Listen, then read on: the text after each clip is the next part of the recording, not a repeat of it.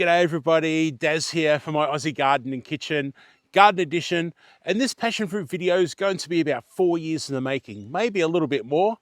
And what I mean by that is I'm now at year 4 or so with this vine, and it's time to update everybody and let you know how I've been going, what I've been doing, has it been successful growing a passion fruit in a container, all that's to come, so do stick around.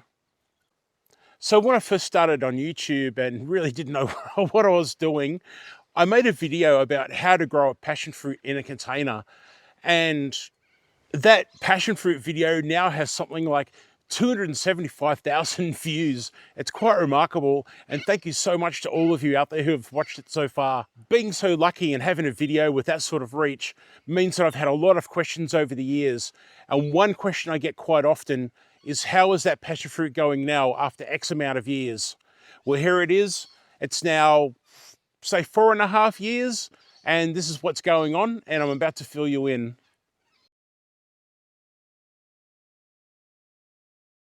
So I'll get straight to the point and tell you that it's doing quite well for its age and its position and for being in a container. Now, it's had a lot of setbacks, and that's because my dog decided to dig this one and another one I had up out of the pot and run around the yard and destroy it, break pieces off, you name it, treat it like a toy. Thankfully, this one is the surviving one of the two, and it's still doing well despite being pulled out a few times and being repotted. So I've been quite lucky that this one survived being pulled out and mauled by the dog and put back again. Now, how much fruit do I get from a vine this size? You'd be surprised to know that I got 60 to 70 fruit last year and about the same the year before. Now, that's a fair few passion fruit, and it does us well, and I'm quite happy to get that kind of yield off a plant this size. So what I'll do is I'll give you some basic tips on how to pot a passion fruit and how to care for it, and that's pretty much what I've been doing over the last 4 years, and I'll explain what I've been doing over those years as I go through the different stages.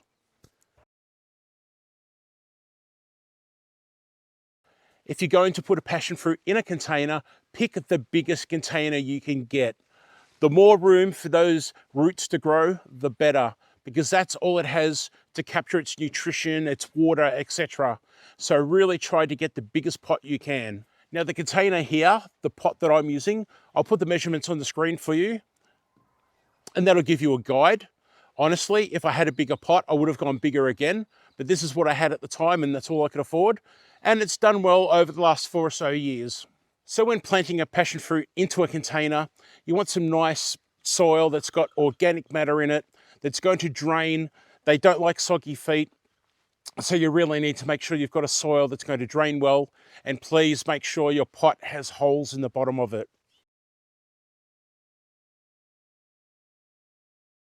Now, there's a big warning, and I've done a video on this before. You can buy 2 types of passion fruit, grafted and not grafted.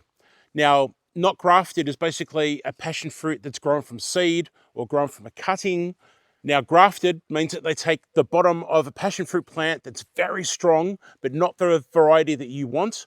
Then they take the variety that you want and they cut that off from its root ball, and they will splice the two together. The strong, hardy one that's a different variety and the plant that you actually want, and they'll splice them together and let them grow as one plant. Then you've got a very strong plant that's very tolerant of things like frost. So if you're in a frost-prone area, a cold climate, it's best to look at a grafted plant because it's a lot more hardy and tolerates frosts like this one here does. But, big problem, rootstock, the bit that grows down below that's from another plant, can try to be dominant, and it will send out what are called suckers, vines that look different to these passion fruit vines. They will try to take over. They will spread under the ground, go through brickwork, pavers, you name it, and be a pain. I've got a video on my channel that explains this problem. Please, if you're going to buy a passion fruit and you're a beginner, please check out the video. I'm not saying that because I want the views.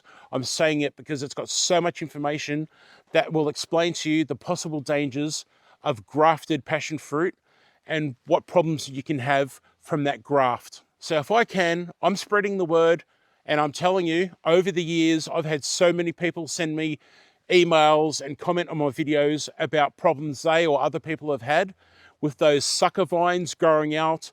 Even after the passion fruit dies off, those things still grow and get into people's gardens. I've had people tell me that they've been there for 20 years after the passion fruit's gone, and they're getting into everything in the garden and they just can't get rid of them. Now, due to the possibility of sucker growth, sucker vines coming through the bottom of the container, I'm going to get weed mat, and it's going to run the entire length of the vine. You can see it over my shoulder here.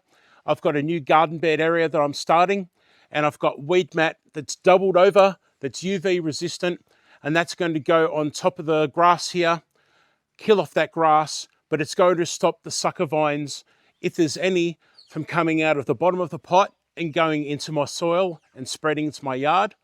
At the moment, I've got a piece of wood, a big disc of wood, and that goes right around the base of the pot, and that stops any growth from going under the pot. I've got holes in the bottom of the pot on the sides, and I monitor them all the time and just look for any growth that's coming out of them. But so far, so good. So yes, I do recommend, when growing in a container, have something under the container to stop growth from growing into your ground, into your garden beds, into your soil. So what have I been doing over the last 4 or so years to keep this plant going successfully? Just the basics: food and water at a regular basis, pretty much in the growing season, in spring when it comes back to life, because in winter it goes dormant and settles down. In winter, late winter, that's when you cut it back and you prune it. I'll show you how I prune it in a minute.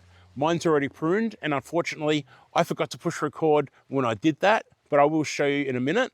So after it's been pruned in winter, spring comes, the sun comes out, the weather warms up, and then spring into summer is when you're going to get all that growth, all those leaves, hopefully flowers, and those flowers will hopefully turn into fruit. So it's during spring and summer, that growing time, I like to feed it more. They're a very hungry plant.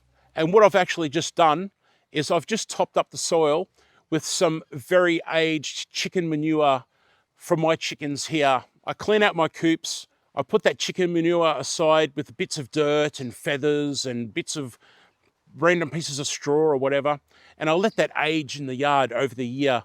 And then in winter, when I prune, I give this a top dress, because you don't want to be digging down into the roots. So I'll fill up the top of the container with that aged chicken manure, and then that's going to slowly seep nutrients down and feed this guy as spring comes along. Once flowers start forming, I'm going to give it some food. A citrus food does well with passion fruit, a slow release fertilizer just on top of the soil that can water in over time, and also a foliar spray where I put some liquid fertilizer, say a fish emulsion, in a spray bottle, watered down with water, and I'll just spray the leaves, because if you spray the leaves of a plant of any kind, that's actually a quicker way to feed the plant directly than down at the roots. So yes, over the 4 years or so, it's pretty much no real different to having a passion fruit in the ground, other than making sure you keep the water up to it, because in a container above the ground, the water is going to evaporate a lot faster when the pot heats up. So you do have to make sure you keep on top of the water, especially in summer. And in summer, if you have really hot summers like I do, it pays to cover the outside of the pot with something. I have old pieces of pallet wood about the size of the pot, and I just lay them around the outside of the pot like a barrier, like a wooden wall around the pot, and that keeps the direct sun off the pot. Why do I grow my passion fruit in a container? It's because I don't want the sucker vines to get out into my garden and spread through the garden and become uncontrollable. They can be quite a pest. Now, I've made sure that my passion fruit over the years has always had something to climb on, a support. I've got basic garden stakes, metal stakes at either end here, and wire threaded in between, and the vine can climb on that. Now, what I'm actually doing tomorrow is I'm buying 3-meter tall pine log posts, and I'm actually going to put them at each end of the vine, and I'm going to rewire between those posts. They're a lot more solid and a lot taller, and I actually plan to have my vine grow up a little bit higher than what they are now. It's okay where it is and it's doing fine, but I do know that if I grow it higher, it's going to get more sunlight and that's going to be a great advantage. So that's the plan. After you see this video, I'll be working hard on rewiring this, and I'll show you that in a future video. When pruning passion fruit, it's quite easy. Look at how long it's going on the wire, and do you need to stop it from going any further? So this one here, for instance, let's just end cut it just to stop it from going any further.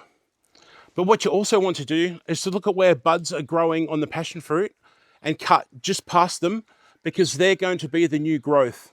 So when I cut the end off, I already knew that I had this little baby growth going just here. So that one there is going to be a new vine that's going to grow out, and that will continue along. And also, if it gets too long, I can cut that off at the end. But this is also going to fill in this area with new growth. So what I'll actually do is I'll take off that leaf there and just leave that there.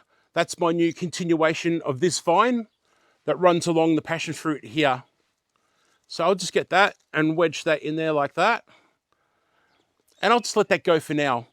And that's the very basics. You just want to be able to cut off the ends and stop it from growing out wide, and then giving it a chance to grow back and fill in that space. And then along the passion fruit, going back to the middle where the main trunk comes up, just look and thin it out and look for these little buds that are coming up, these shoots that are coming up, and you can cut just beyond them and know that new vines are going to come out into that direction. Eventually, you're going to have little tendrils like this, similar to a grapevine.